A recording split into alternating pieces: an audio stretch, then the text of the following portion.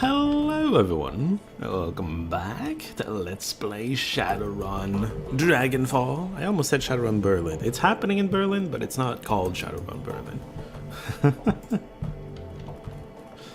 It's Shadowrun Dragonfall. We're in the Cruise Bazaar, said the loading screen that I didn't show you, because you've seen it already. I've narrated through it already. Climb up, yep. Safe house? This is supposed to be a safe house, right? Paul Amsel, who the F are you? Hi. You step inside, and the squalor of the disused U-Bahn tunnel gives way to the warmth of your safe house. A man waits inside, silhouetted against the dim fluorescent lighting. What's his voice?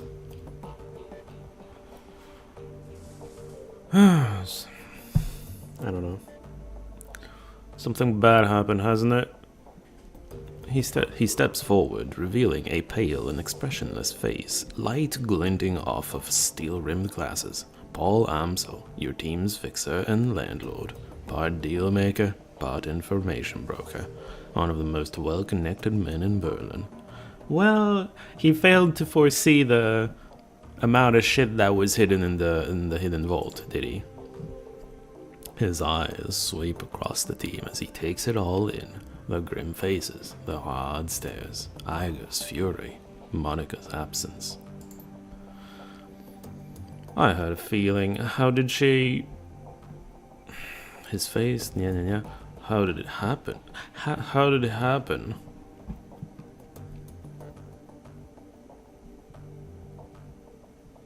I don't know if it was a setup, but this definitely happened. I don't remember what voice I gave you. Oh, kind of. I've seen Monica here black eye see before. This was something worse. Monica died of a biofeed-induced stroke. That's right, and this idiot stood by and let it happen.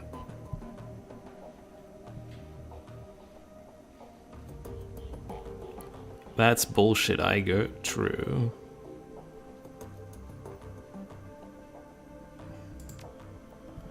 No, I wasn't there, and that's exactly the problem. If I'd been in your place, Monica would still be alive and with us. Instead, I left her with you, and now my friend is a corpse in the basement. Like she's only your friend. She's my friend too. Also, go fuck yourself. You're not that. You couldn't have saved her. Look, I guess simple as it is, right? You weren't stuck in that basement with us. You don't know how things went down in there. So do us all a favor and shut it down, okay? Shut it down? Fuck that. I respect you, Dietrich. You know that, but you don't have my training. None of you have. Monica was good, she was best, right? But she was also overconfident. She treated the job like it was a game. Do that long enough, and you're gonna get burned. Right, so in what way does your presence change that? If you'd been paying attention, you'd have figured all of this out on your own right now. You'd have known that Monica needed watching as much as that door. Enough, Iger, enough. How many seconds passed between Monica's first convulsion, her plug getting pulled? 4 or 5? Do you know how much damage biofeedback can do to Decca's brain in 5 seconds?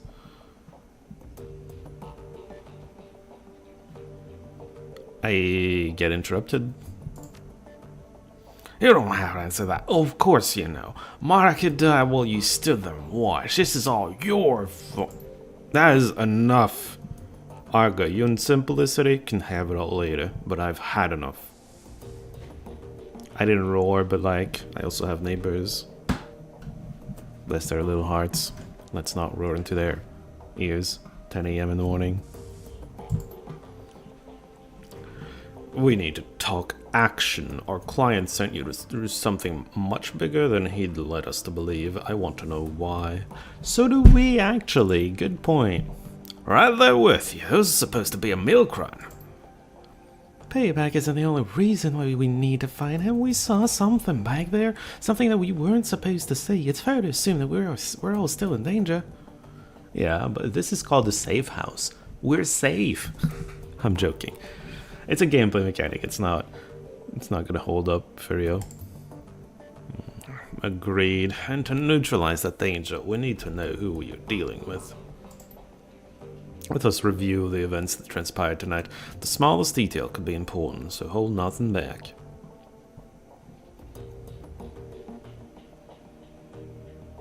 I mean, I am assuming we're gonna get to click on all of them, so let's just go one after the other, right? That much is clear. It wasn't a minor enterprise either. Facility took serious funds to build. And time. There was more to it than we saw. Places like that don't spring up overnight. And all in secret. The owners, whoever they may be, were none too pleased by your escape, I'm sure. What else did you find? Yeah, there was some special orc dude. He appeared to be the head of security. That is not much to go on. Do any details about this orc come to mind? Any distinguishing features that I could look into? Well, he had the scars? Question mark. He was an old guy for one. For the sound of his voice, I'm guessing mid to late 40s. Pretty old for an orc. Wait. You get age from their voice? What? What if he's a voice actor like I'm not? He could do all kinds of voices. And he'd had skin grafts, but his face looked like replacement material. If the grafts came from a legitimate hospital, there may be medical records. That is something. Always see what I can find out. Did you note anything else during the run that may be of value? Verschwing. The Fire Wing? This is unexpected. You'll have to forgive me, this brings back many unpleasant memories. The Fire Wing? The most terrible of the great dragons. Oh yeah, dragons, cool. Getting close to a title drop. There are those who would disagree, but they never experienced the terror of living in her shadow. You're far too young to remember her, of course, but for Germans of my generation, the name Fürschwinge is synonymous with chaos, destruction, and death. Yeah, I'm not giving you a German. I never go for specific accents, by the by.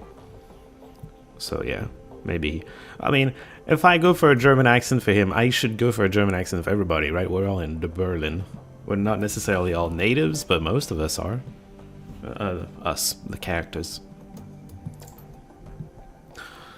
The dragons of today are subtle creatures, full of patience and guile. Fürschwinge was not. After her awakening, she went on a 4-month rampage that claimed tens of thousands of lives.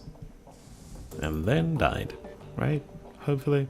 Those were dark days. Countless men, women, and children were slaughtered, roasted alive in their homes by a creature of legend. No hope for salvation, and no end in sight. It was a horror that you cannot begin to understand. What stopped her? I can't imagine that a rampaging dragon would just go away on its own. Eventually, the Firewing was brought down by a man named Dr. Adrian Vauclair. Well, with the help of Luftwaffe, of course, but it was experimental weapons designed by Dr. Vauclair that finally pierced her hide.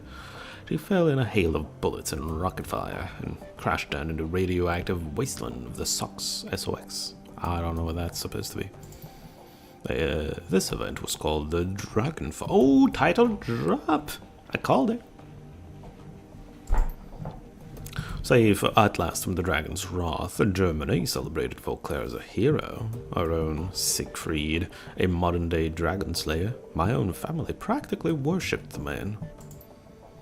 If the Dragonfall was as important an event as you make it out to be, I'm surprised that I've never heard of it.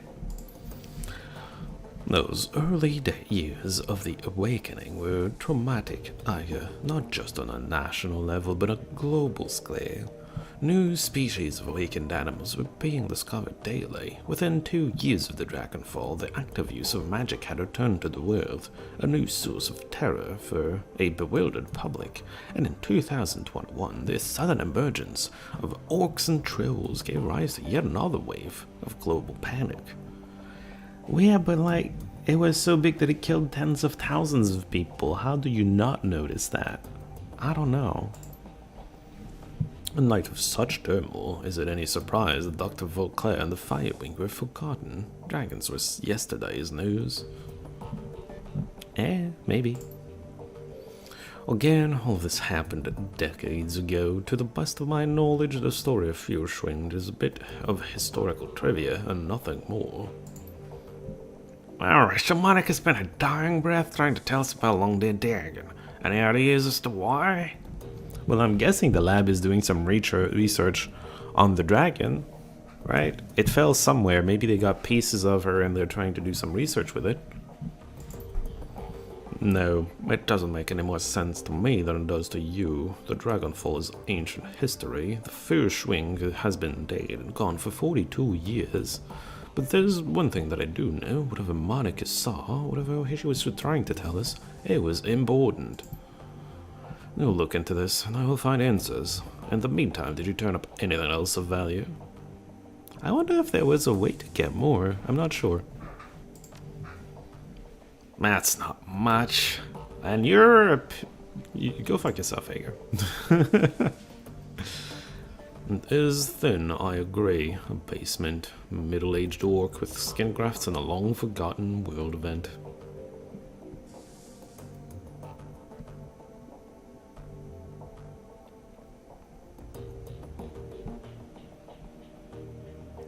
Still, who paid for this run? I do not know his exact identity. I do not set up the run. Monica did. I warned her. I told her not to take the job, but she assured me that it would be a cakewalk. Monica was approached recently by a man who calls himself Green Winters. He used to be a prominent activist in the F-state political scene. I never much liked the man, and I certainly never trusted him. But Monica, she would do anything for her cause, anything for the Flux state. Winters saw that the data he was after was crucial to ensuring the future stability of the Flux. Okay, got it. It's all political now. And that was all it took.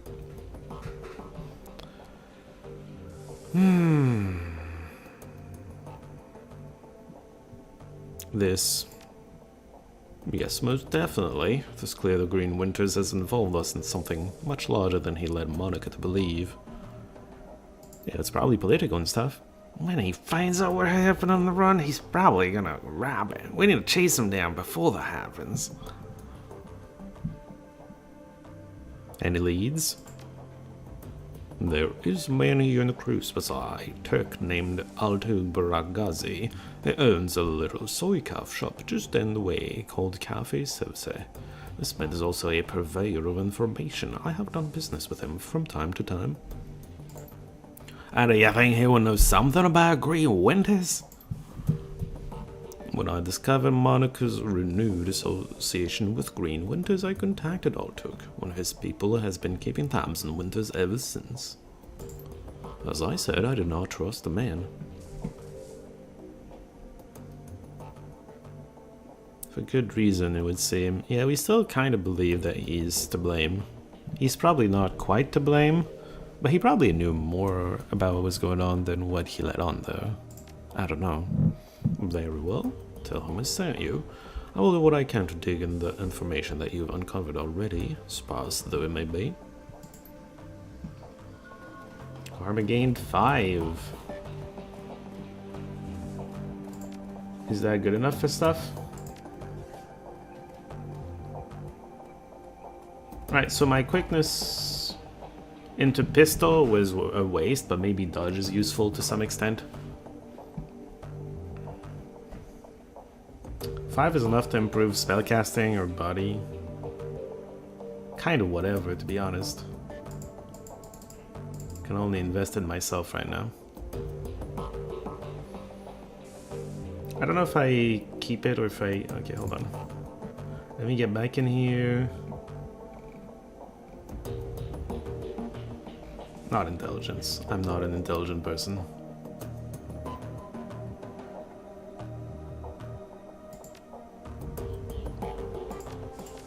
I mean, I don't think I've filled my spell book already, or maybe I have.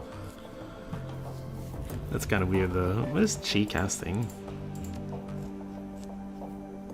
Nah, not chi casting. I don't think I want chi casting.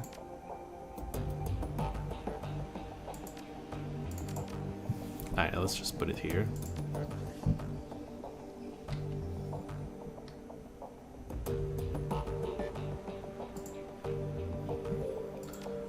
Okay.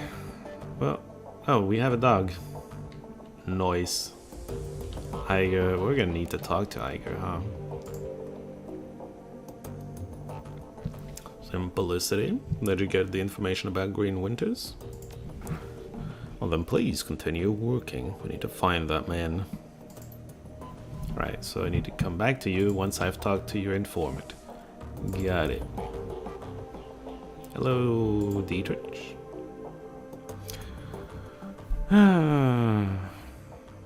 I guess I'll narrate it fine.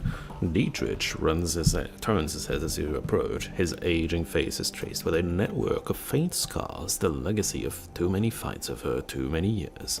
While he still retains a degree of strength and vigor, it's obvious that the shaman you see today is a shadow of his former self. A Shadowrunner, huh? No. Despite all of this, there is still an aura of power surrounding the man. He raises his bottle, offering it to you. Simplicity, welcome. I've got a bottle of schnapps that needs sharing, and we've got a fallen comrade to drink to.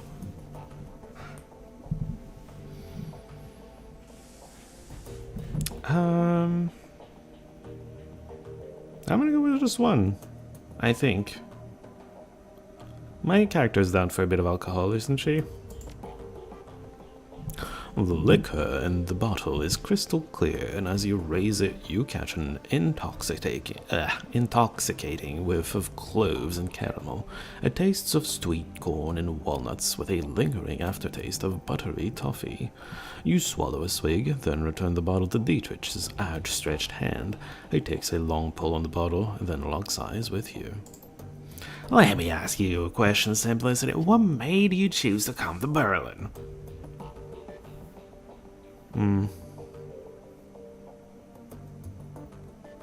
Nothing in particular, I just felt like a good place to start. Oh, come on, boss. You're gonna have to do better than that. Monica told me that you'd made a name for yourself in the Megaplex, had your own team and everything. Leads a man to wonder why you packed up and moved here.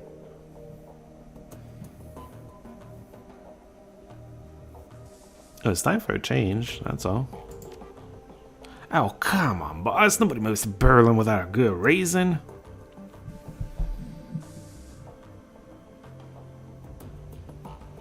No. Somebody does. You're looking at her. Alright, friend. You want to play Miss Mysterious? You go right ahead. I mean, it's bullshit, and it implies that you don't trust me. But if you want to be that way, I can't stop you. I don't remember what my backstory is.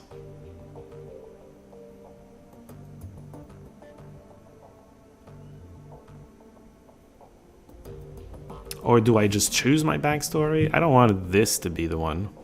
Because that does not start a new leading a team position very well, does it? I think the official backstory is just I had to drop out of sight for a while, didn't it? I'm gonna go with this. Ain't that a pisser? I can't handle all sorts of things, but betrayal always makes me see red.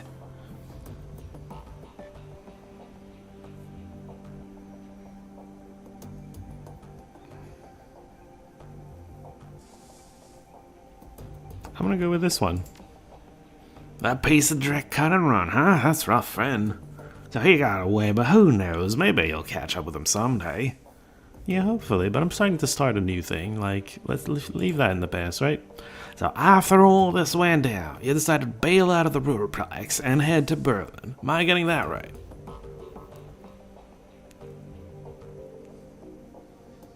Yeah, like, I needed to leave and Monica was a place to go to. Ah, yes, Monica. It all comes back to our girl, doesn't it? So let me ask you, just what was your relationship with Monica? Anyway, I know you two knew each other way back, but she was pretty coy about these things. Why do you want to know? Monica was my friend. I cared about her. I don't know. I guess I just want to get to know her better. There were some areas of her life that I have always been a mystery, and if you could shed any light on him, I'd be appreciative.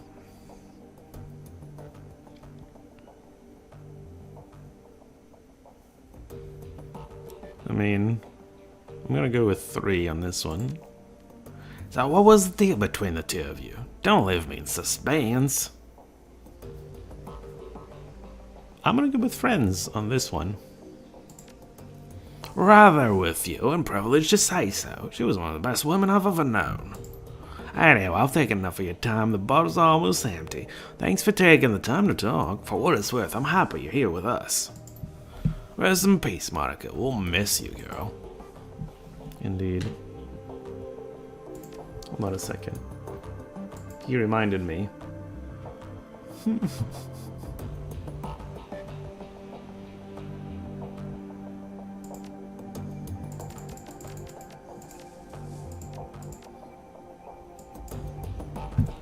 I have very little in my inventory and I feel very sad about it. I'm not voicing a dog, in case you're wondering. As you start towards the safe house door, a large four-legged form steps around the corner. Dante, Monica's dog, an enormous mongrel of indeterminate breed. A long whimper emerges as he enters the room, head hanging low. Oh shit, Dante! Don't worry, boy, we'll look after you.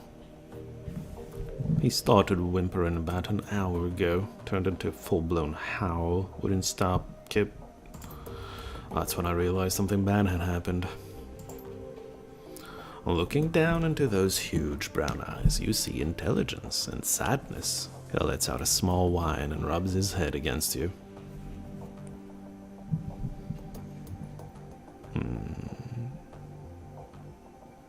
Scratch him? Can I also give him a treat? Dante leans into you and looks up mournfully, pressing his ribs against your leg. I guess the dog is going with you, Simplicity. Well, perhaps a part of Monica lives on in Dante. Return to the safe house when you're finished with Altug, mein Fruden. With a little luck, he can help us locate Grim Winters, and we can get to the bottom of this. Oh. I'm gonna use the dog to track down Winters? That's funny. And now I think we should all take a moment for Monica. Sure. Alright, hold on. I need to go. I'll be right back. Okay. Where were we? Oh, Iger. Very inconsistent. Very inconsistent voice to do. I know what I'm trying to do with her. It's just really hard to do what I'm trying to do. Oh hey, wait, that's a team member? Wait, no. Oh, that's my only team member. Dietrich, I thought you were with me or something. Alright, here we go. Hello, Iger. Something I can do for you, fearless leader? That wasn't it at all. Something I can do for you, fearless leader?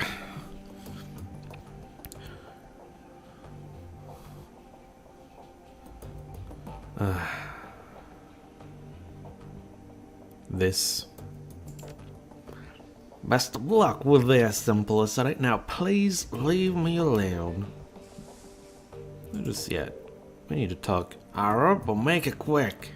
We need to talk about Monica. We really do. Not right now, we don't. Don't push me on the Simplicity. One of these days, we're gonna hash this out, and you can talk all you like about the clusterfuck that killed one of my best friends. But it won't be today. Alright, but this conversation isn't over. She can call out all she wants, to some extent. Like, in the heat of the action, she just went with it even though she was angry, right? She only called out once we were basically debriefing, which is how it needed to happen if it was going to happen, you know? So this is fine. This is fine. If she's gonna do it, if she's angry, that's the place to express it, not during the mission. It is for now, fearless leader. Do us both a favor. Take the hint and go away. Oh my god. I'm sure we'll turn this around at some point. Glory is beautiful in a waifish sort of way. Her features are almost elvish in their delicacy, but there's something cold about her they find slightly unsettling. What's more unsettling is her chrome. Glory is rocking a heavy loadout of cyberware from head to toe. She looks to be composed more of plastic and metal than she is of skin and bone. In the shadows, individuals such as this are anything but uncommon, but Glory's cyberware is first generation, all of it. Bulky, invasive, practically museum pieces. This chrome is obsolete well before she was born.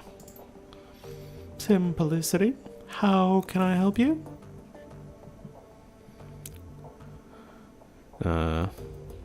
What's her aura like? Without shifting your attention away from Glory, you allow your consciousness to partially slip into the astral plane. As your third eye opens to the hidden world around you, you feel the familiar tingle of dormant senses awakening. The room that you're standing in slowly shifts to match its true nature, a lifeless expanse of gray, ugly, and cold. Your own body, however, explodes into a swirling chaos of scintillating color. Is she gonna be dark and gray and ugly? As the astral plane shimmers into view, you focus on Glory. You can still see her with your corporeal vision. Her delicate frame, the bulky cyberware that breaks her silhouette, the faraway look in her eyes. But laid over the top of her physical body, there is a slight shimmer. Her aura, damaged though it may be. The chrome that Glory is sporting has really done a number on her. Whatever she may have been before she went under the knife, her aura is now reminiscent of the room she's standing in. A cold, dead thing, mockingly sculpted into facsimile of life. Somewhere within that mutilated aura, a shred of humanity awaits, but finding it isn't going to be easy. I got something in my teeth. You're staring.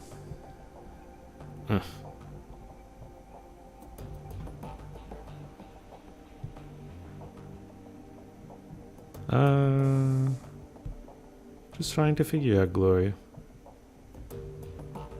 Yeah, one. I imagine we all do, yourself included, and yeah, you don't find me gawking at you. Well, what are you doing this whole time, if not staring at me while I'm staring at you?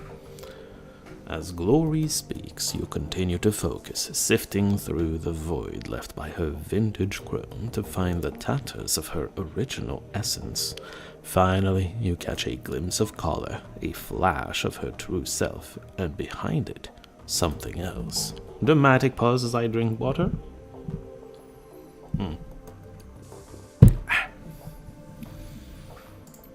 In a reflexive panic, your third eye slams shut. The hidden world of the astral plane disappears from view, but an afterimage of what you saw remains, twisting in your mind. Glory is, or was, magically active. The shred of her essence that flitted past your vision left you sure of it. What's more, you'd wager that she had real power once, terrifying power, of a sort that you can only guess at. All of this was surprising, but it was what you saw behind her aura that chilled you to the core. There was something connected to Glory's essence, a metaphysical tether stitched into the fabric of her soul. It reminded you of a leash. You can't say for sure what was holding the other end, but whatever it was enormous and ancient and cruel. You can't shake the feeling that, as you looked into it, it stared back at you.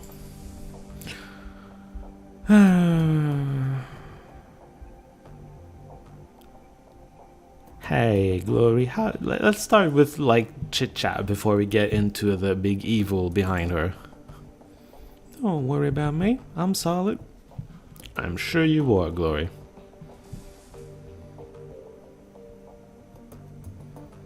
You sure you look like a million miles away? I'll be with you when it counts. Right now it doesn't. How? What, do I matter or no? Wait, she's barely wearing anything.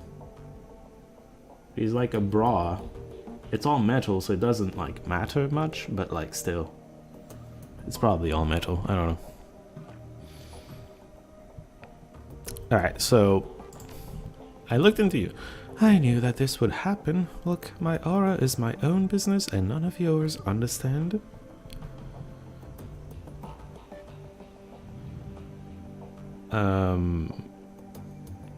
Sure, but also it saw me, Glory. Can I know what saw me? It saw you? That's what you're worried about? You'll be fine. Wanna know a secret? It's been watching me. It's been watching you for your entire life. You just never knew that it was watching until now. Some of us have bigger problems. For some of us, it takes a more direct interest. But I fixed that problem years ago. Interest is still there, but it can't do anything about it anymore, not unless I let it. So drop it, okay? Yeah. I figured when it started going into, like, oh, big magic entity that has a link directly to her, I figured that she chromed up to affect that link somehow. That makes sense, actually. Look, I understand that you're trying to help me, and I appreciate it. I do, but I'm not ready to talk about this yet. Maybe when we know one another a little better, okay? Until then, just give me my space. Okay, bye. If that's what you want. There were other topics of conversation. But, another time, maybe. Maybe.